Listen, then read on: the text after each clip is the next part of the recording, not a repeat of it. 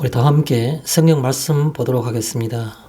오늘 우리가 살펴볼 성경 말씀은 고린도전서 7장 20절부터 24절까지 5개의 요절이 되겠습니다.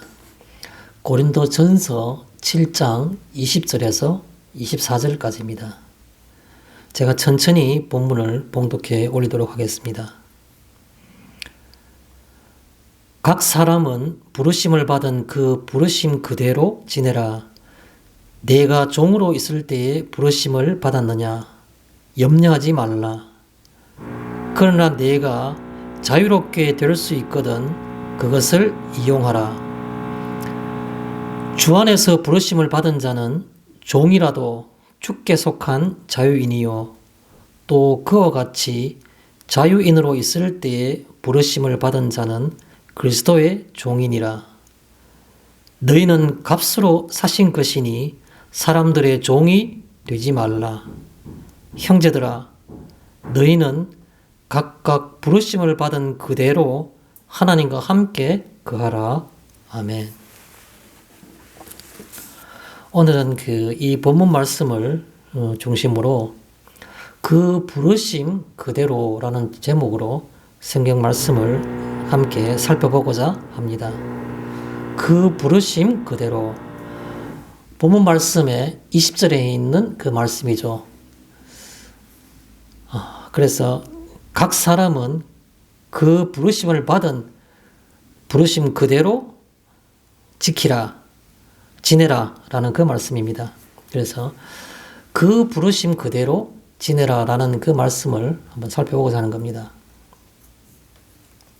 오늘 우리가 살펴보는 고린도전서 7장 20절에 있는 말씀은 그 앞부분에 고린도 7장 1절부터 이 19절 사이에는 몇 가지 얘기들이 있습니다. 그런데 그 얘기들은 서로 다른 얘기들이 아니고 한 가지로 연결되는 그런 그 본문이라 이렇게 볼 수가 있습니다. 그래서 결론적으로 오늘 우리 성경의 본문 20절부터 24절까지가 그 내용들을 다 정리하고 있다 하는 것이 바른 표현이라 생각됩니다. 자, 내용들이 뭐냐라는 거죠. 그러면 우리가 7장 1절부터 나온 내용들은 이런 내용들입니다. 결혼에 관해서 결혼을 하는 것이 좋으냐, 안 하는 것이 좋으냐. 바울은 그렇게 표현하고 있습니다. 결혼하는 것이 좋다. 그러나 나처럼 독신으로 있는 것도 또한 좋다. 둘 다 가능하다고 표현하고 있습니다. 뿐만 아니라 결혼 생활을 할 때 어떻게 해야 되느냐에 관한 것들도 또 나오고 있습니다. 그 내용이 바로 뭐냐 하면 결혼을 했으면 서로 갈라쓰지 말아라 라고 말하고 있습니다. 만약에 갈라섰다면 그냥 혼자 지내는 것이 좋고, 그렇지 않으면 갈라섰던 그 배우자와 다시 합하라. 이렇게 바울은 결혼 생활에 대해서 권유를 하고 있는 것입니다. 또 결혼할 때에 믿지 않는 배우자들과의 관계는 어떻게 하느냐라는 겁니다. 믿지 않는 그 배우자는 함께 사는 것이 옳으냐, 그렇지 않느냐라는 것이죠. 믿지 않는 배우자들은 있을지라도, 그러나 그가 너로 인해서 어떻게 구원을 받을지 모르니까 함께 결혼 생활을 하는 것이 좋겠다라고 바울은 권유하고 있습니다. 그 다음 나온 내용이 17절부터 나온 내용인데, 이 사실 오늘 본문은 17절부터 24절까지가 본문이라 해야 될 정도로 연결된 본문입니다. 그래서 제가 너무 길기 때문에 오늘 본문은 그냥 20절부터 24절까지만 잡았지만 사실은 17절부터가 같은 한 내용입니다. 17절부터 그럼 19절에는 무슨 내용이 나오는가? 세 가지 절에는 너희가 율법을 할례를 받는 것이 옳으냐? 율법을 따라서 할례를 받는 것이 옳으냐? 그렇지 않으면 율법을 따라 할례를 안 받는 것이 옳으냐? 그런 문제에 관해서 바울은 얘기하고 있습니다. 그래서 만약에 너희가 그 부르심을 받을 때 할례를 받은 사람으로서 그 부르심을 받았으면 무할례자가 되지 말고, 또 무할례자일 때에 부르심을 받았으면은 할례를 받지 말아라. 할례 받는 것도 아무것도 아니요. 또 할례를 받지 않는 것도 아무것도 아니라. 그렇게 표현하는 겁니다.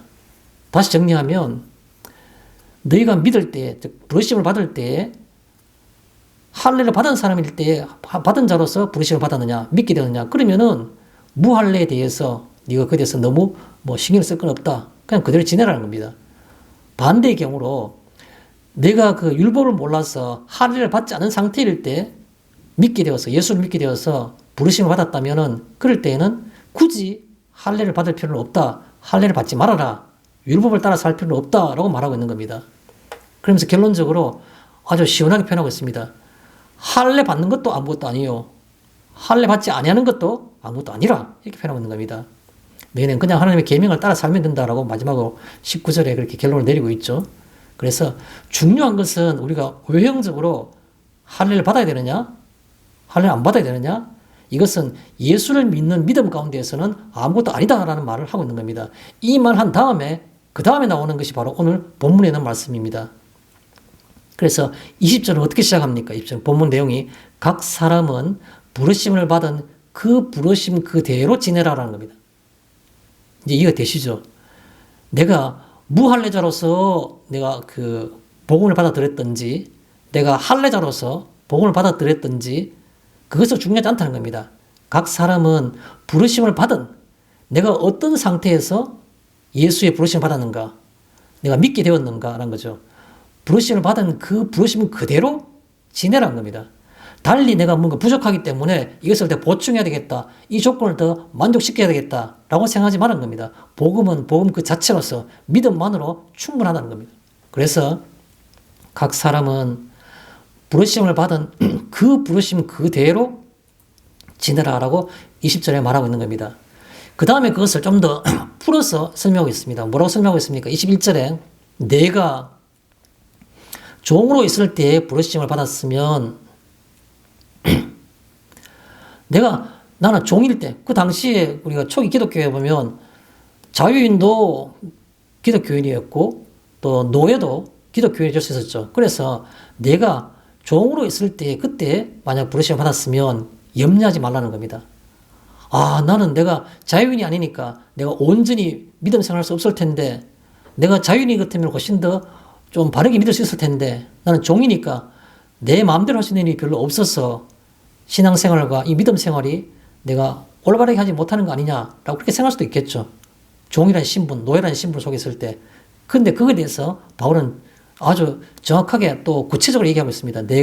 너가 종으로 있을 때 그때 부르심을 받았느냐 염려하지 말아라 하는 겁니다. 그런 것 가지고 너의 상태가 노예다, 종이라는 것 가지고 그 신앙생활 하는 데 대해서 염려할 필요는 없다는 겁니다. 염려하지 말라. 그러나 내가 만약 자유롭게 될 수 있거든.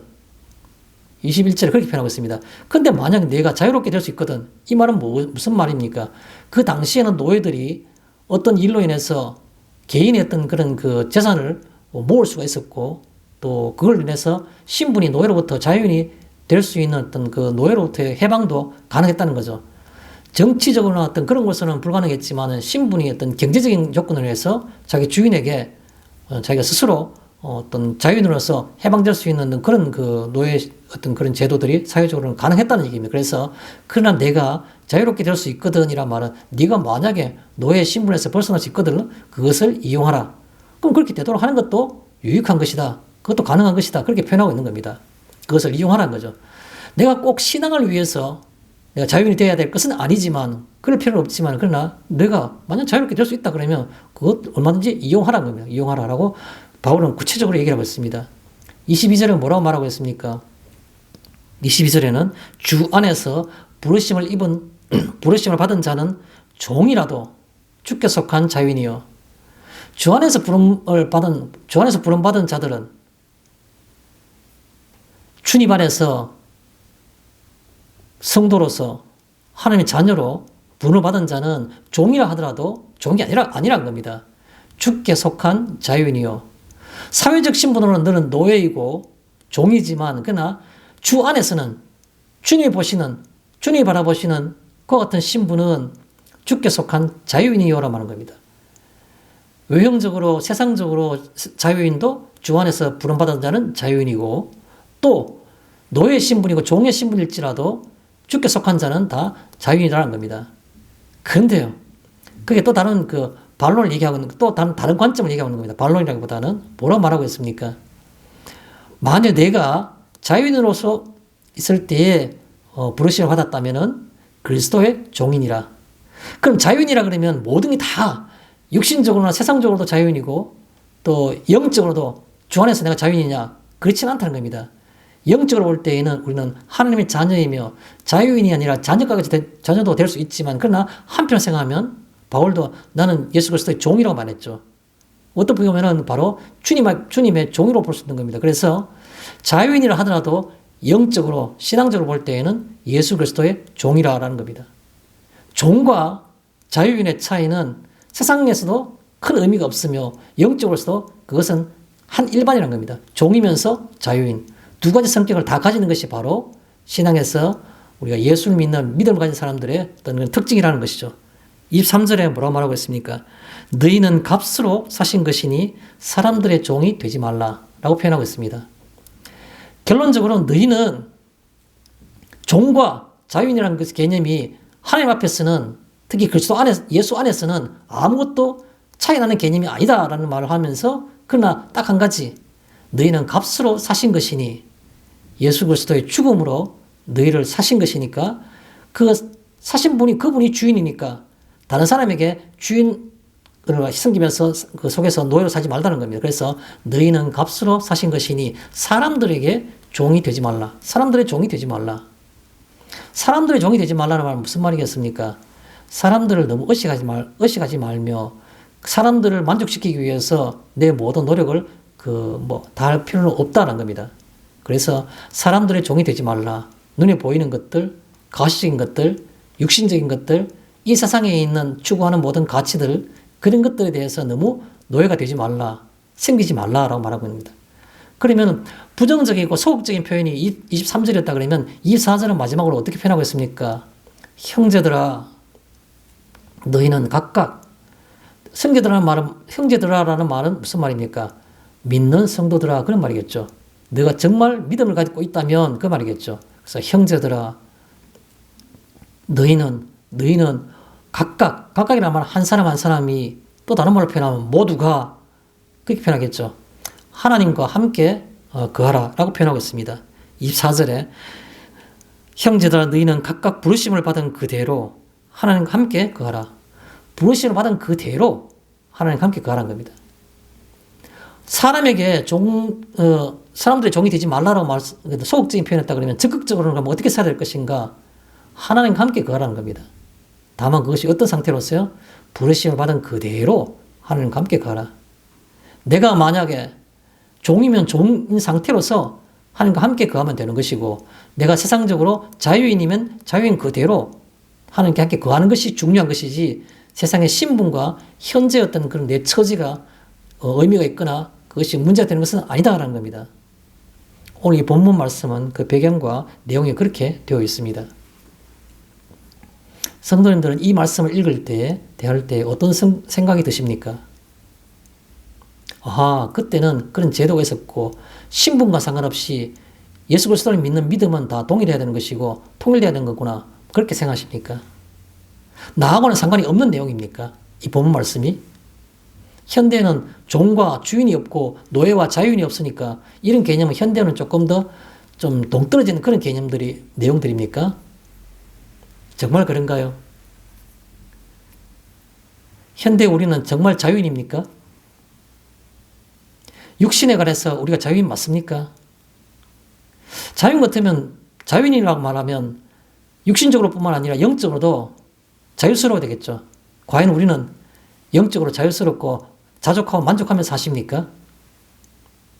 우리는 무언가 내게 있는 어떤 부족함 때문에 밤잠 이루지 못하면서 고민하며 힘들어하고 절망 가운데 있고 노예나 종은 가끔씩 한 번씩은 절망 가운데 있을 겁니다. 자기가 할 수 있는 게 아무것도 없다고 생각하니까 권리가 없으니까 심지어 자기의 어떤 목숨까지도 주인의 손에 달려 있으니까 절망감에 빠질 때가 많겠죠. 그와 유사하게 현대 많은 사람들이 또 그중에 성도들 가운데 많은 사람들이 절망 가운데에서 살아야 되느냐 죽어야 되느냐라고 생각하는 사람들이 얼마나 많습니까? 정말 자유인 맞습니까? 저는 그렇게 묻고 있는 겁니다. 우리가 이 얘기들은 노예 신분 제도가 있을 때, 노예 제도가 있을 때, 그때 그것에 관한 바울의 어떤 그런 그 설명이라는 것이 아니고, 우리가 이 시대에 살면서 마치 우리는 사람의 종처럼 자유인이 아닌 것처럼 살고 있는 부분이 있는지 없는지 우리가 생각해 볼 필요가 있다는 것이죠. 저는 질문 하나 던지면서 이 성경 본문을 다시 좀 깊이 있게 살펴보고자 합니다. 이런 성도님들은 혹시 육신적으로 꼭 이루고 싶은 것이 혹시 무엇이 있습니까? 라는 질문을 드리고 싶습니다. 육신적으로 내가 꼭 이루고 싶은 것이 딱 한 가지가 있다면 그것이 무엇입니까? 라는 그런 질문입니다. 나는 원래 2021년에 이것만은 꼭 이루고 싶다 라는 것이 누구나 한두 개쯤은 다 있겠죠. 그것이 무언가를 제가 묻고 싶은 겁니다. 내가 꼭 이루고 싶은 것은 무엇인가? 자, 그 생각을 하시면서 우리가 성경 말씀을 한번 살펴보면 좋겠습니다. 자, 첫 번째, 우리 20절에 보면,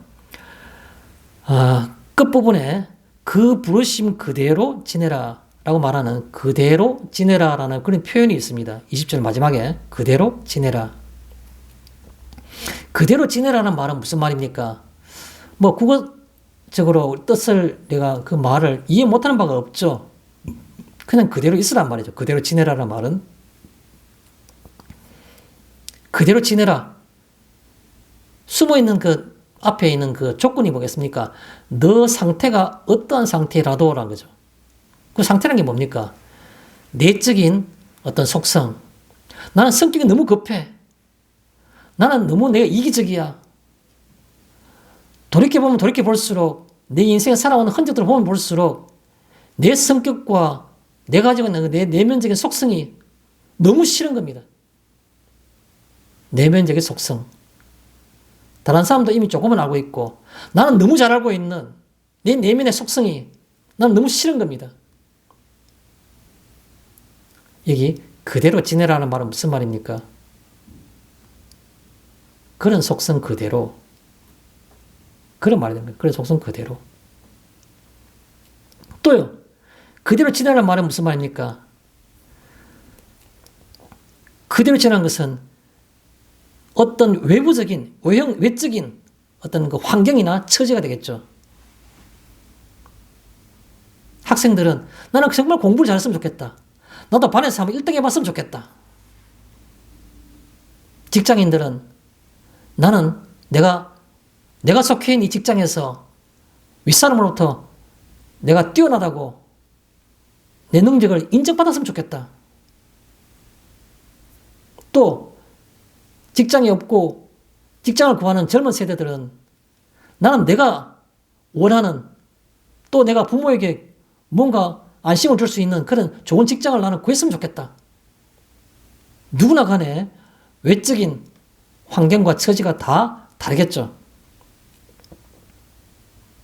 그럴 때마다 그 일이 이루어질 수도 있고 이루어지지 않을 수도 있겠죠. 그러나 그 사실 내가 현재 내가 노력하고 있고 내가 현재 바라고 있는 이 모든 것들을 그냥 그대로 지내라는 겁니다. 그대로. 직장 없는 사람들은 직장 없이 지내라는 말이 아니죠. 또 직장에서 인정받지 못한 사람은 인정받지 못한 대로 있으라는 말도 아니죠. 인정받으면 인정받는 그대로. 인정 못 받으면 인정 못 받는 그대로. 직장을 가지는 사람은 또 직장이 생기면 생기는 그대로.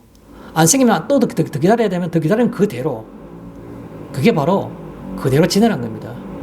왜 그렇습니까?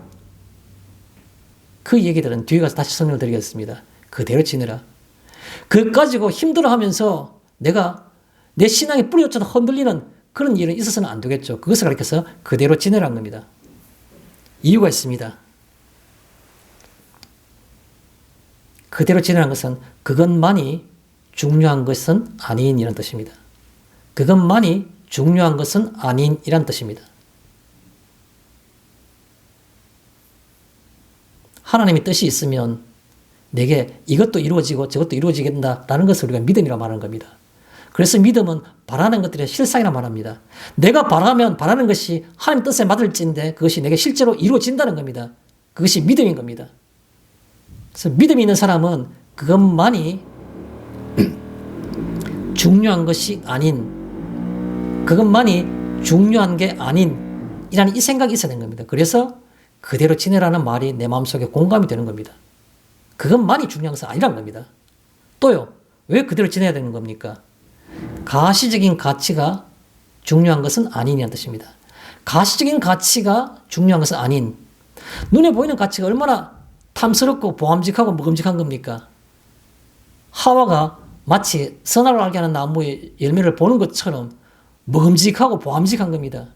가시적인 것, 눈에 보이는 것들의 가치가 얼마나 크고 우리에게 큰 영향을 주는지요. 그런데 가시적인 가치만이 그것이 가치 있는 것은 아니기 때문에 그대로 지내라는 겁니다. 나는 지금 내가 너무 초라한데요. 내가 너무 불안한데요. 믿음을 가지십시오. 믿음을 가지십시오. 하나님의 선하신 뜻이 있으면 이것도 하고 저것도 할 수 있다는 것이 바로 우리의 믿음임을 기억하십시오.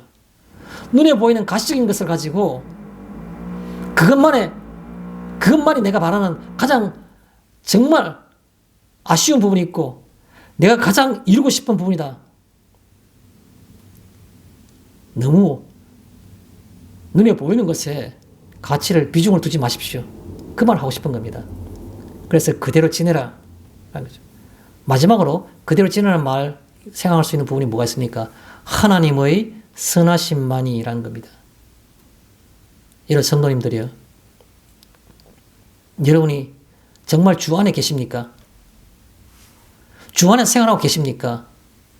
그렇다면 여러분의 삶이 아침에 눈을 뜨고 일어나는 것부터 잠자리에 들어서 눈을 감고 쉼을 얻는 것까지 하루의 모든 숨쉬는 것과 모든 삶과 만나는 삶과 또 시간들의 흐름들이 누구의 손에 있는 겁니까? 하나님의 손에 있는 겁니다. 하나님의 인도하심과 역사심 가운데 그의 선하신 계획 가운데 있는 겁니다. 어떻게 하나님은 내 생각 속에만 있고 내 삶 속에는 없다고 생각하십니까? 우리의 삶 전부가 다 하나님의 선하신 계획 속에 있음을 우리가 기억해야 되는 겁니다. 그래서 마음을 편히 가지고 그대로 지내라는 말인 겁니다. 하나님의 선하심만이 성도가 이루어지는 모든 세상의 이 땅의 삶이 하나님의 뜻 가운데에서 성령의 인도하심을 따라서 살아가는 것임을 우리가 기억해야 되는 겁니다. 잊어서는 안 되는 겁니다. 그래서 그대로 지내라라는 말의 이유가 되는 겁니다. 자, 21절에 보면 내가 종으로 있을 때 부르심을 받았느냐? 염려하지 말라라는 표현이 있습니다.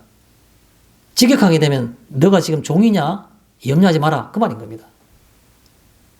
염려하지 말라라는 말은 21절에 왜 염려하지 말아야 되는 겁니까? 나는 종인데, 종은 지금 노예인데 내 모든 어떤 것들이 다 주인 손에 다 달려 있는데 생명까지도. 그런데 왜 염려를 할 수밖에 없지 않습니까? 그런데 염려하지 말라고 하십니까? 염려하지 말라는 것은 바로 뭡니까? 하나님이 계심으로. 하나님이 안 계시면, 하나님의 뜻이 내 삶 속에서 개입하지 않는다면 당연히 염려하고 또 염려해야 되겠죠. 걱정하고 또 걱정해야 되겠죠. 운명이 내가 맡기자니까 내가 너무 초라하고 불쌍할 수 있겠죠. 그런데요, 운명이 아닌 하나님의 선하신 뜻이 내 삶을 지배한다 그러면, 하나님이 계신다면 염려하지 않을 이유가 거기 있는 겁니다. 여러분 잘 아시는 성경 말씀 한 군데 제가 여러분에게 소개하고자 합니다. 빌립보서 4장 6절과 7절에 이런 말씀이 있습니다. 빌립보서 4장 6절과 7절. 아무것도 염려하지 말라. 뭐라고 표현하겠습니까? 아무것도 염려하지 말고 다만 모든 일에 어떤 일이든지 아무것도 염려하지 말고 다만 모든 일에 기도와 간구로 너희 구할 것을 감사함으로 하나님께 아뢰라. 그리하면 모든 지각에 뛰어나신 하나님의 평강이 너의 마음과 생각을 지키시리라 라는 그 말씀이 바로 빌립보서 4장 6절 7절의 말씀이죠.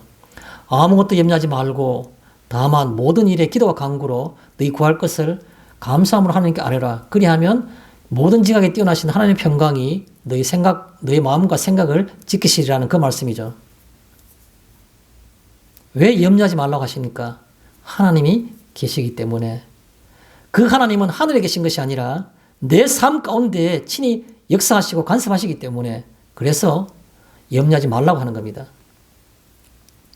또 염려하지 말라는 이유는 바로 뭐냐 하면 상황은 언제나 달라지기에 극적인 반전이 우리 삶 속에서 인생의 삶 가운데서 얼마나 많습니까? 저 사람이 어떻게 이런 일들을 우리가 얼마나 많이 봅니까? 상황 자체가 언제나 달라지는 것을 많이 보는 겁니다.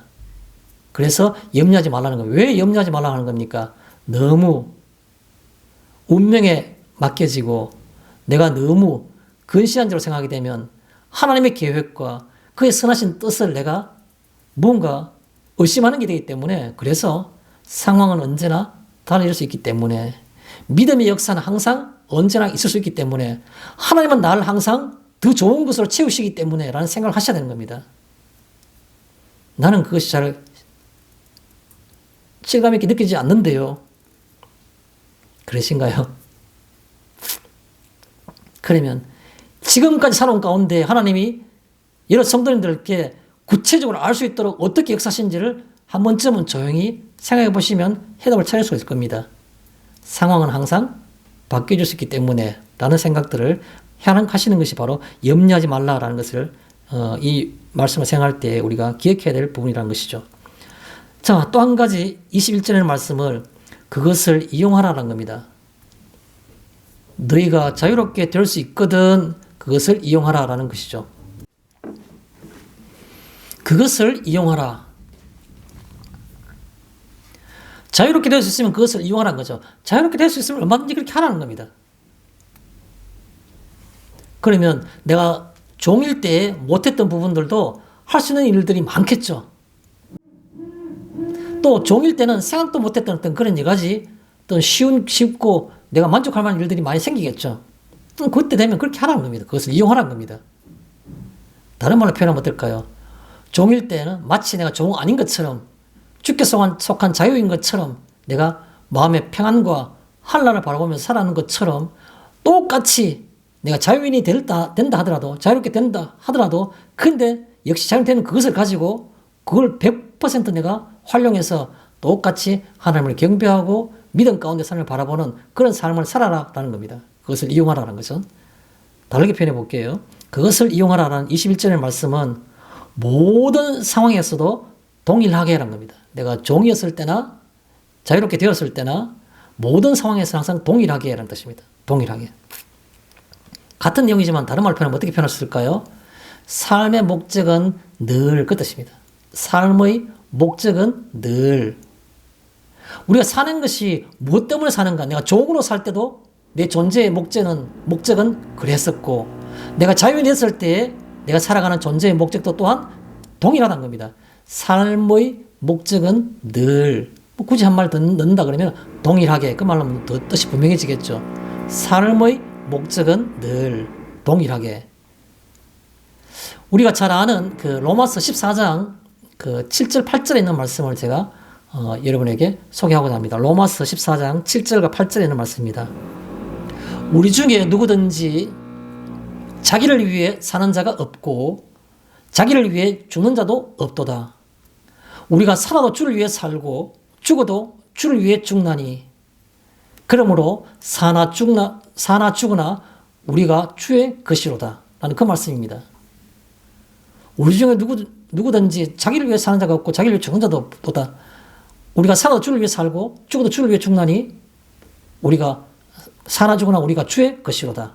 라는 이 말씀, 로마서 14장에 있는 이 말씀을 우리가 생각해보면 좋겠습니다. 내가 종으로 존재하고 종으로 살아갈 때나 종이었을 때나 내 존재의 목적이나 삶의 목적이나 내가 자유인이 됐을 때의 내 존재, 내 삶의 목적이나 동일하다는 겁니다. 주를 위해 산다는 것.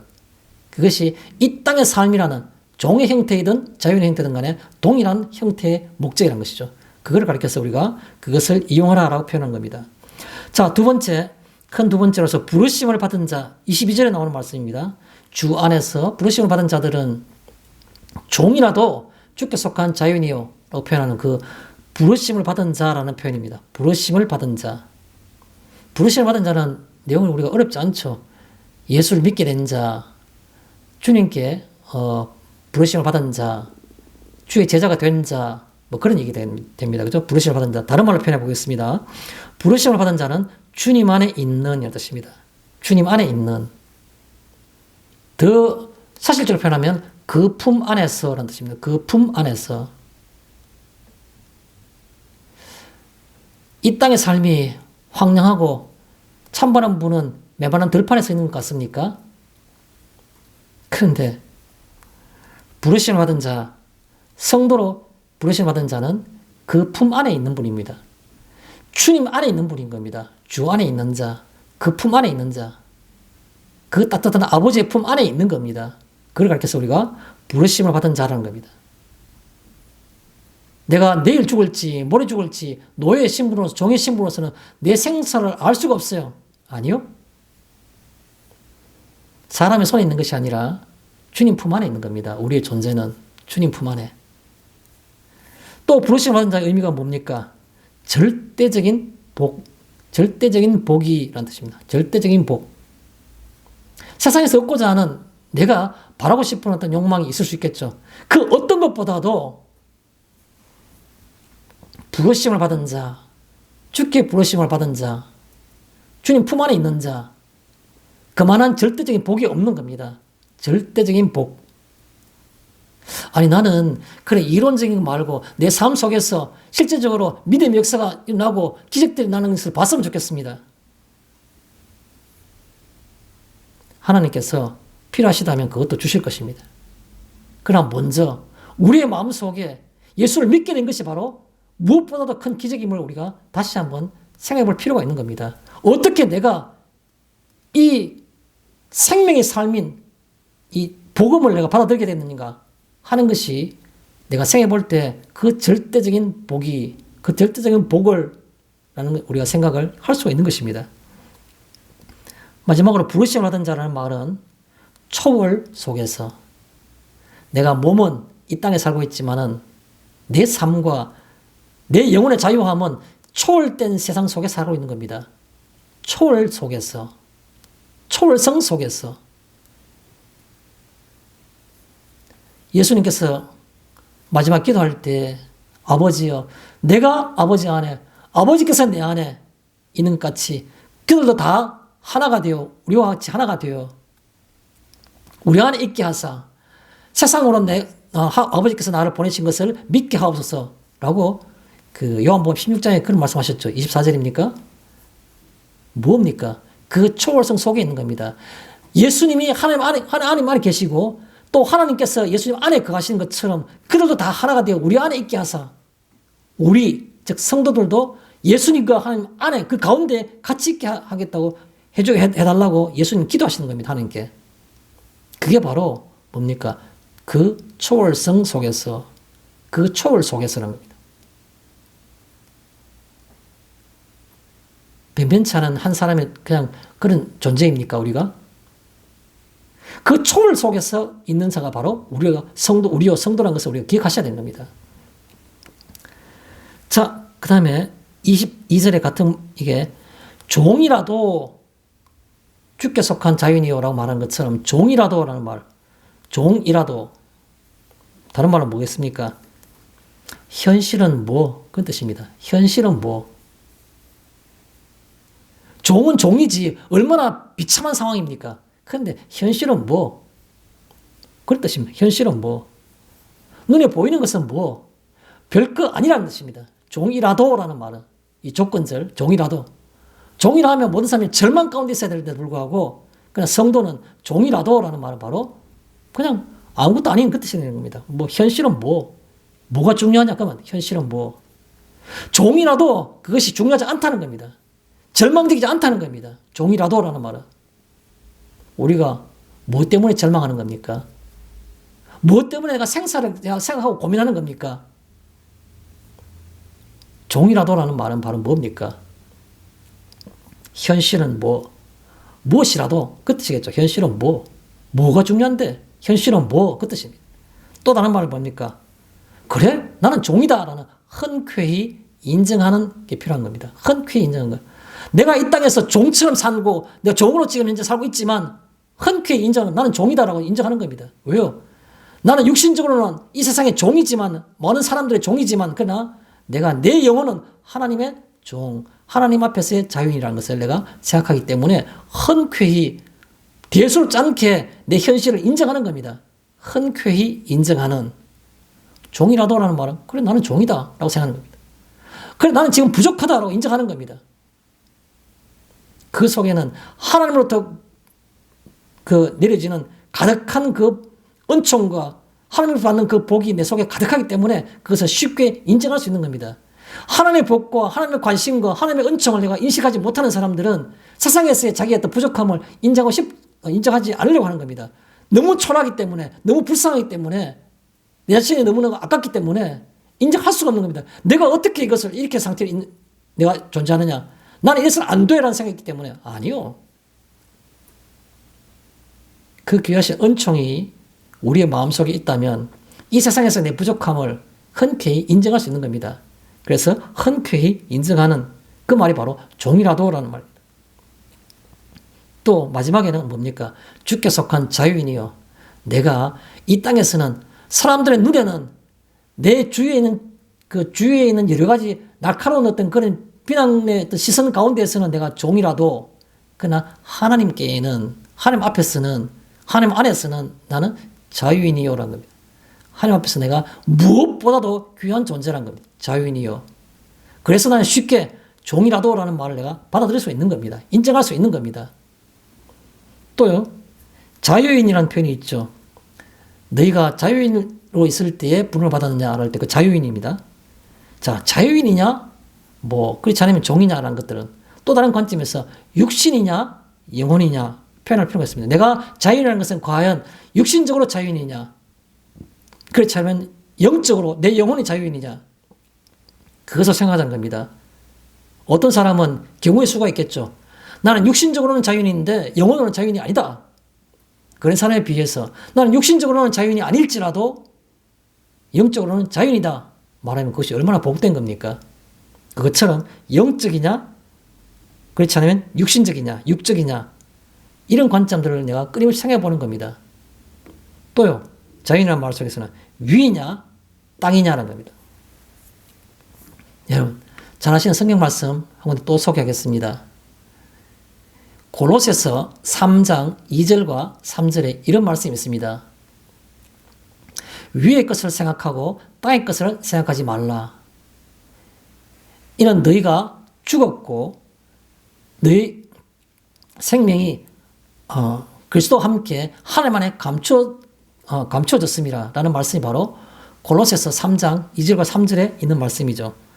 위의 것을 생각하고 땅의 것을 생각하지 말라. 이는 너희가 죽었고 너희 생명이 그리스도와 함께 하나님 안에 감추어졌음이라는 그 말씀입니다. 위의 것을 생각하고 땅의 것을 생각하지 말라. 너희가 죽었고 너희 생명이 그리스도와 함께 하나님 안에 감추어졌음이라. 가만히 한번 생각해 보면 좋겠습니다. 자유인이라는 말 자체는 내가 어디에 있는 자유인이냐, 육신적으로 자유냐, 영적으로 자유냐, 그 말은 바로 위냐, 땅이냐, 그걸 묻고 있는 겁니다. 어느 곳에서 자유인이냐를 묻고 있는 거죠. 그런데 성경은 분명히 얘기하고 있습니다. 위의 것을 생각하고 땅의 것을 생각하지 말라라고. 왜요? 땅에 있는 그 자체는 뭡니까? 너희가 이미 죽었다는 겁니다. 죽었고 너희 생명이 죽었는데 너희 생명이 그리스도와 함께 하나님의 안에 있다는 겁니다. 그렇기 때문에 땅에 있는 것 가지고 내가 종이네, 자유인이네, 그것 갖고 따지지 말라는 겁니다. 위의 것을 생각하고 땅의 것을 생각하지 말라는 그 말씀을 생각하면 위냐 땅이냐는 생각할 수 있겠죠. 자, 마지막 세 번째 23절에 보면 값으로 사신, 너희는 값으로 사신 것이니 라는 표현이 있죠. 값으로 사신, 예수님의 죽음으로 너희가 구원을 받았다는 그 말씀을 값으로 사신이라 표현하고 있는 겁니다. 값으로 사신 23절에 이 말은 무슨 의미를 갖고 있습니까? 내 것이 아닌이라는 표현입니다. 우리의 인생과 우리 인생의 삶과 내 인생에서의 모든 것들을 내가 지금 소유하고 있는 자랑할 만한 것들이 내 것이 아니냐는 뜻입니다. 주님이 주님의 생명으로 우리를 사셨다는 겁니다. 그래서 값으로 사신이라는 거죠. 제가 이번 주 중에 가까운 친척으로부터 어떤 뭐 짧은 동영상 하나를 받았습니다. 뭐 인터넷상에서 뭐 우리가 잘 볼 수 있는 그런 어떤 뭐 좋은 감동적인 어떤 그런 뭐 동영상 중에 뭐 하나였겠죠. 봤는데 한 8분 정도 되는 동영상이었습니다. 그 내용이 이게 뭐 사람이 어떤 그런 것을 뭐 잘 만들어 놨던 작품인지 그 참 실제 상황인지는 제가 잘 확인할 수는 없었지만 그 내용이 무언가 조금은 기억에 남을 만한 특히 공감이 갈 만한 그런 내용이기 때문에 여러분에게 소개하고자 하는 겁니다. 우리나라에서 제일 알려주는 제일 잘 알고 있는 뭐 제일 유명한 대기업입니다. 거기에 40대 중반에 있는 남편이 근무하고 있고 행복하게 살았던 그런 가정이었는 모양입니다. 근데 구체적으로 뭔지는 잘 모르겠지만 아마도 그냥 전체적인 정황을 봐가지고는 말기 환자인 것 같아요. 그래, 암도 오래돼가지고 거의 회복이 불가능한 곧 마지막 말기 암 환자들이 가는 호스피스 병동에 곧 들어가야 되는 그런 말기 암 환자를 남편을 둔 아내가 담담하게 이렇게 써놨던 자기 고백을 뭐 배경음악과 함께 이렇게 뭐 편집해서 만들어 놓은 그런 동영상인 것 같습니다. 거기 보면 공감할 만한 표현이라는 게 몇 군데 나오는데 그게 어떤 표현이냐면 이런 겁니다. 자기는 자기 집을 꾸미는데 너무너무 공을 들였고 잡지책에 뭐 소개될 정도로 자기 집을 인테리어를 잘했다는 겁니다. 가구도 그렇고 모든 것들을. 심지어 뭐 주방 어떤 그릇까지도 예쁜 그릇들 너무 자랑스럽고 자기 마음에 맞는 자기 어떤 그런 뭐 안목에 뭐 맞는 그런 참 그런 괜찮은 그런 그릇들도 많이 만들었다. 많이 가지고 있으면서 행복하게 살았다는 겁니다. 그런데 지금은 보니까 그것이 다 자기 것이 아니더란 겁니다. 내 것이 아니었다라는 것이 바로 그 내용의 주제였습니다. 내 것이 아닌. 지금은 뭐 한두 평밖에 되지 않는 조그만 병실에서 자기 집에 그 넓은 잘 나가고 딴 사람에게 소개하고 딴 사람을 구경하고 올 정도로 그 아름답게 꾸몄던 자기 집이 아니라 지금은 한두 평 되는 병실에서 그냥 자기 남편하고 둘이가 같이 있다는 겁니다. 그러면서 자기가 라텍스 깔려있는 푹신푹신한 그 좋은 가구가 아니고 그냥 보조침대, 딱딱한 보조침대에서 자기는 지금 오랜 기간 동안 계속 거기서만 잠을 자고 있다는 겁니다. 계속해서. 그 아름다웠던 가구와 침대와 모든 것들은 자기 것이 아니었다는 거죠. 지금 현재 보니까. 그리고 자기가 그 사모으고 딴 사람 자랑하고 싶었고 딴 사람 보면 정말 다 칭찬해줬던 그 아름다운 접시들과 그릇들은 어디 간지 없고 자기가 남편이 지금 하고 있는 그 그릇은 일회용 컵에 따뜻한 물 따라서 같이 먹고 있다는 겁니다. 일회용 컵만이 자기가 지금 현재 사용될 뿐이지 그것이 자기 것이 아무런 소용이 없더란 겁니다. 물론 뭐 감상적인 가지고 이렇게 표현하자 그러면 뭐 끝이 없겠지만 그러나 그 사람이 표현이 그냥 담담하게 하나하나 얘기하는 거 보면 공감되는 부분이 있는 겁니다. 무슨 말을 하고 싶어 하는 겁니까? 값으로 사신이란 말은 뭡니까? 우리의 삶, 우리의 시간, 우리의 인생, 내 것이 아닌이라는 뜻입니다. 내 것이 아닌. 주님의 것이라는 겁니다. 내 것이 아닌. 그것을 우리가 극한적인 상황을 갔어야만이 그것을 알 수가 있고 깨닫게 되는 겁니까? 우리가 이 말씀을 나누면서 값으로 사신이라는 말은 바로 내 것이 아닌 내 삶 속에서 너무 안타까워하지 않았으면 좋겠습니다. 내 것이 아닌데 왜 내가 그렇게 안타까워하고 내가 그렇게 왜 안달하시는 건지. 내 것이 아닌. 또 다른 말로 값으로 사신이라는 말은 사람들의 종이 아닌. 다른 사람들이 전부 다 좋아하고 다른 사람 전부 다 추구하고 가치 있는 그것 속에서 나도 똑같이 동조하고 그걸 못해서 그게 종로를 해야 되는 겁니까? 물질이면 물질, 명예이면 명예, 그게 종로를 해야 되는 겁니까? 사람들의 종이 아닌, 그게 바로 뭐냐면 값으로 사신 우리는 주님의 것이지 사람의 것이 아니란 겁니다. 사람의 종이 아니란 것이죠. 자, 24절에 보면 부르심 그대로라는 말은 내 현장에 있는 그 자체를 염려와 원망 없이 그런 뜻입니다. 부르심 그대로. 내 부르심 현재 이 상황은 내가 너무너무 힘들어요. 난 너무너무 초라해요. 너무너무 불안해요. 아니요. 염려와 원망 없이 그 말이 바로 부르심 그대로라는 겁니다. 현재 있는 그대로. 나는 종이면 종 그대로. 그 뜻이겠죠? 또요. 부르심 그대로란 말은 감사와 기쁨으로. 항상 기뻐하라, 쉬지 말고 기도하라, 범사에 감사하라 그랬는데도 불구하고 내 안에는 감사와 기쁨이 없어요. 왜요? 내 현실을 보십시오. 내가 감사할 거리와 기뻐할 거리가 어디 있습니까? 아니요. 아니요. 부르심 그대로란 말은 뭡니까? 내 현실도 하나님께서 내게 물끄러미 지켜보시면서 그냥 그대로 지켜보시는 겁니다. 언제 나를 어떻게 하실지 알 수 없는 겁니다. 부르심 그대로란 말은 바로 뭐냐 하면 기쁨과 감사함으로 그렇게 내가 현실을 받아들이는 겁니다. 감사와 기쁨으로. 또요. 부르심 그대로란 말은 그 선하심만이 온전히 하나님의 뜻이 내가 볼 때는 너무 아버지 난 너무 힘듭니다 라고 말하고 싶지만 하나님은 싱긋이 웃으면서 그냥 지그시 보고 계시는 겁니다. 언제 나를 하나님께서 어떻게 변화시키고 어떤 상태로 다시 만들어 가실지는 알 수가 없는 겁니다. 믿음 안에서 하나님은 모든 일이 다 선하시고 하나님의 섭리는 선하다고 나는 그것만을 찬양하는 겁니다. 하나님의 섭리를 찬양하는, 다시 말해서 그 선하심만이 내 삶에 온전히, 이런 생각을 하는 것이 바로 부르심 그대로라는 뜻입니다. 마지막입니다. 24절의 마지막에 어떻게 결론 내립니까? 하나님과 함께 거하라고 말하고 있죠. 하나님과 거하라. 24절에. 하나님과 거하라는 말은 무슨 말입니까? 저는 몇 가지 표현하고 싶었는데 그 중에 하나가 하나님께서 아시는 길로 가라는 말입니다. 하나님께서 아시는 길로 가라는 거죠. 하나님이 나는 그 길을 모르겠다. 요나가 하나님의 말씀을 따라서 듣고 니느웨로 가야 되는데 니느웨로 가지 않고 다시스로 가버린 겁니다. 그 다시스로 가는 길은 하나님께서 명령하지 않았던 길이고 하나님께서 인정하지 않는 길이고 하나님께서 모르겠다 하시는 길인 겁니다. 그 속에서는 큰 풍랑이 그걸 기다리고 있었는 겁니다. 우리가 하나님과 거하라는 말은 하나님이 아시는 길로 가라는 겁니다. 하나님이 명령하신 길로 가라. 하나님이 아시는 길로 가라는 거죠. 그 하나님이 아시는 길이 어떤 길입니까? 욥은 그렇게 표현하고 있습니다. 욥기 23장 10절에 뭐라고 말하고 있습니까? 내가 가는 길을 그가 아시나니 그가 나를 단련하신 후에는 내가 순금같이 되어 나오리라 라고 표현하고 있습니다. 욥은 자신의 삶이 살아가고 있는 그 시간들과 그 삶이 하나님께서 아시는 길이라고 말하고 있는 겁니다. 내가 가는 길을 그가 아시나니 그렇게 표현하고 있습니다. 하나님이 내가 가는 길을 알고 있다고. 그것뿐인가요? 또 다르게 표현해 보겠습니다. 하나님과 거하라는 이 말은 바로 하나님께서 아시는 길로 가라는 말도 되고 또 다른 말을 표현할 때는 내가 가야 할 그 길, 그렇게 표현한 겁니다. 내가 가야 할 그 길. 하나님께서 성령으로 나를 깨닫게 하셔가지고 내가 이 길로 가야 된다고 나를 알게 하셨는데 그것을 애써 외면할 수는 없는 노릇이죠. 그러면 내가 가야 할 그 길이란 게 어떤 길입니까? 바울은 그걸 그렇게 표현하고 있는 겁니다. 바울은 뭐라고 표현하고 있습니까? 사도행전 20장 24절에 바울은 뭐라고 표현하고 있습니까?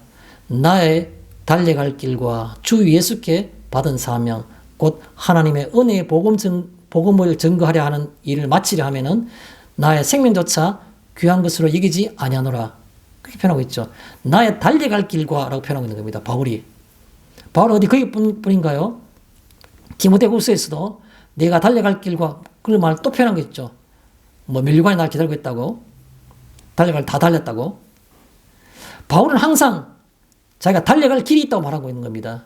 달려갈 길이 바로 뭡니까? 하나님과 거하라라는 이 말씀과 같이 있는 겁니다. 그래서 우리가 하나님과 거하라라는 말은 바로 하나님께서 아시는 길로 가라라는 말도 되고 또 다른 말로는 내가 달려갈 길로 가는 그런 삶을 가리켜서 우리는 하나님과 함께 거하라라는 말로 이해할 수가 있는 겁니다. 말씀을 맺고자 합니다. 여러분 성도님들은 우리가 매일매일의 삶을 살아가면서 우리가 자신이 가야 할 길로 가고 계시는가요? 가고 계시겠죠. 그 길에 무엇을 만나셨습니까? 어떤 장애물을 만나셨습니까? 다른 사람들의 손가락질, 다른 사람들의 비난, 다른 사람들의 염려, 내 스스로 생각할 때의 불안, 그런 장애물들이 여러분 가는 길에 막아서는 겁니까? 그럴 때 어떻게 그걸 극복할 수 있습니까? 그 부르심 그대로. 그렇게 우리가 생각하는 것이 오늘 이 말씀에서 우리에게 얘기하고자 하는 주제라고 저는 그렇게 말씀을 드리고 싶은 겁니다. 요즘 젊은 사람들 사이에 쓰는 용어가 있습니다. 현타라는 그런 용어가 있습니다. 현타. 물론 뭐 그게 뭐 한두 가지 어떤 복합된 의미를 갖고 있다고 말을 하는 것을 들었습니다.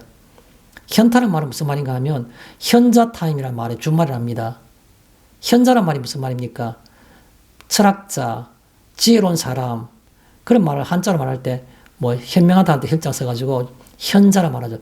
철학자들이나 지혜자들이 갖고 있는 시간들, 철학이나 지혜자는 뭘 생각하는 겁니까? 원인과 근거를, 그런 생각을, 이 세상은 어디로부터 나왔지? 뭐 이런 것들이죠. 그죠? 그런 것들. 가장 핵심적인 것들, 근본적인 것을 생각하는 것을 우리가 철학자의 어떤 그 사고라 생각하죠. 그래서 철학자들처럼 생각하는 것이 그게 바로 현자들의 시간, 현자 타임, 줄여서 현타라 말합니다. 또 현타란 말의 줄임말이 그 현자 타임이라는 말의 준말이기도 하지만 또 어떤 면에서는 현실 자각 타임이라는 말의 준말이라고 또 말하기도 합니다. 현실 자각 타임. 내가 지금 현재 무엇이지? 내가 지금 뭘 하고 있지? 현실을 바르게 자각하는 것 같은 시간, 현실 자각 타임의 준말이 현타라고 말하기도 합니다. 어쨌든 간에 우리가 흔히 매스컴이나 TV 같은 데 보면 이런 말들이 곧잘 나옵니다. 뭘 나오죠?